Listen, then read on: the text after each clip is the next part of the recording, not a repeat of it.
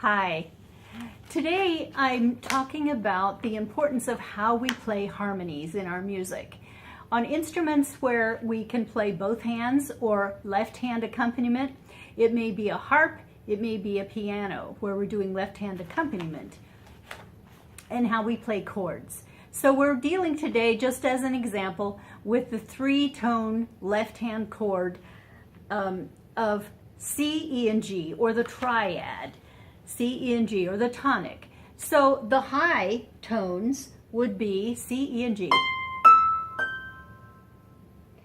or another high tone, middle, medium tones.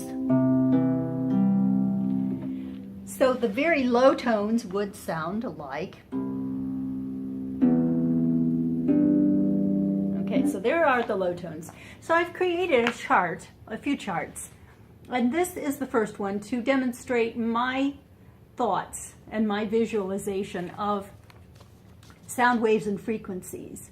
So the high tones are little short sound waves. In my mind, they are.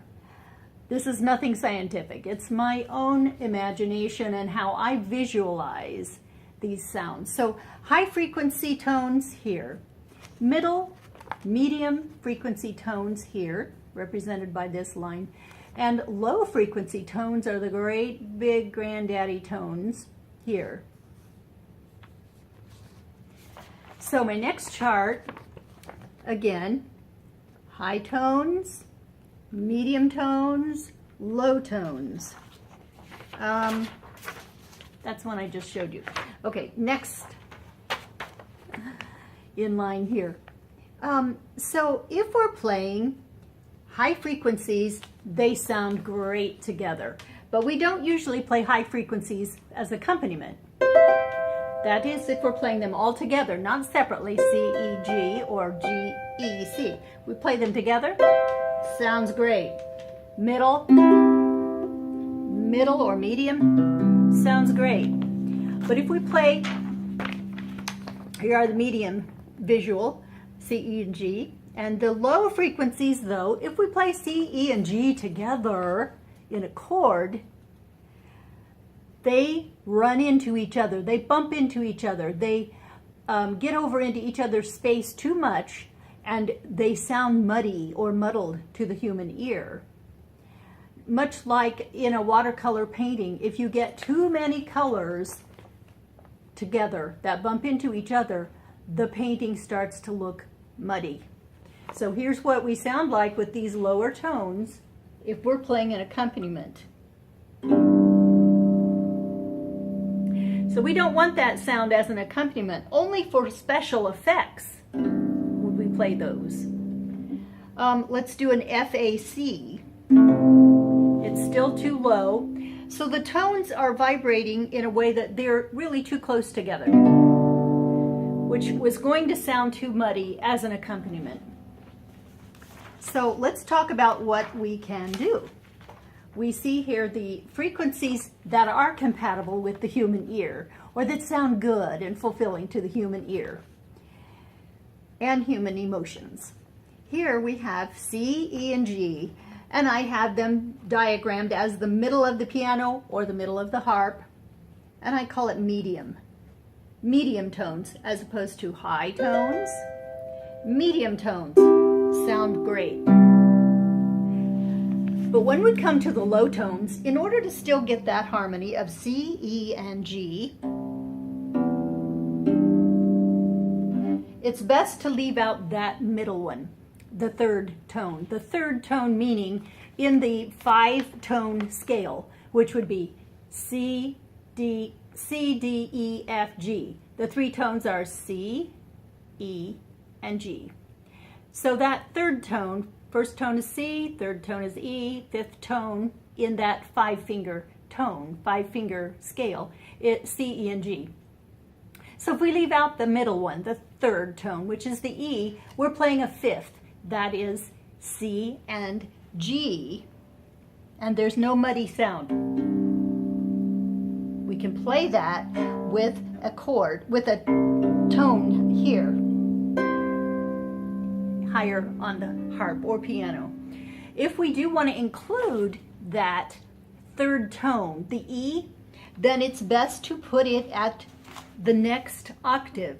So we've got C, G, and we'll put the E at the top here, instead of in the middle, because those low sound waves are too close and they're bumping into each other in the air as we receive them in the human ear. So here I have diagrammed what to do if you still want that E or that middle tone in your 5-tone sequence or 5-tone scale. If you want C, E, and G, but you want it down lower in tone at the base of the harp or piano, then you play the 5th, C and G. G is the 5th tone up from C. C, D, E, F, G. C, D, E, F, G. Takes in 5 tones. So you play the C and the G. That's great. If you want to add that third tone, which is going to be an E, you don't put it in the middle. You place it at the top, as I just demonstrated. So what you're going to play is a 5th, which would be C and G. Then between G and E is a 6th. It's considered a span of a 6th. G and E. You add the C at the bottom. So you're playing a 5th, which is C and G. And you're playing a 10th, which is C and E. So if you want C, G, E, everything sounds harmonious and easy on the ear. So here again, to recap, compatible sounds for left hand accompaniment. Here's no, no, no. We don't play C, E, and G on the low tones together as an accompaniment for something we're playing up here. We do have a yes if we play a 5th or a 10th. And remember, the 5th is G, C and G, or takes in 5 tones, C, D, E, F, G, those 5 tones. So we have C and G. Or we have a 10th.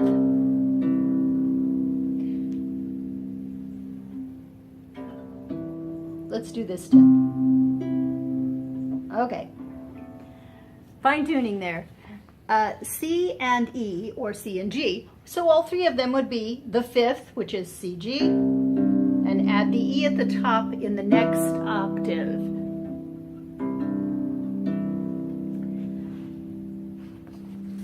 Now, my last chart is my little drawing of the human ear. So here we have 3 low tones. No, they don't feel compatible to the human ear. We notice here, they're too close together in vibrational frequency. So they're coming at the human ear, no. No, no. Left-hand accompaniment is what we are talking about. Now here, the frequency, yes, coming to the human ear loves to hear this, which is low C, lower medium G, 5 tones from the C, and then the higher E, which is a medium tone. So what I'm saying is, don't play a triad in the bass if you're getting too low on the strings of the harp or the piano, but make it that you play your triad by placing the middle tone, the E, at the top in the next octave. Now we'll do it with the F, key of F, which is going to include F, A, and C. But we're going to put the A, which is the middle tone, at the top. So that would be F, C, A, instead of, that's muddy or muddled. And the same with the key of G. If we're doing G, B, and D, it's better to do G, D, B. So getting back, just as a little example, we can play the 3 tones in this middle section of the vibrational frequency.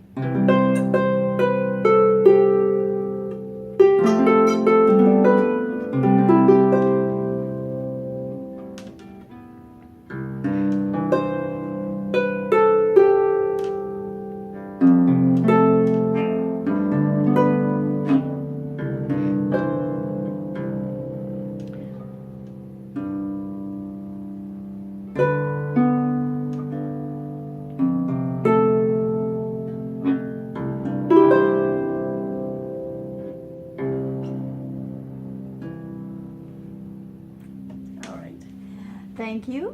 And see you next time.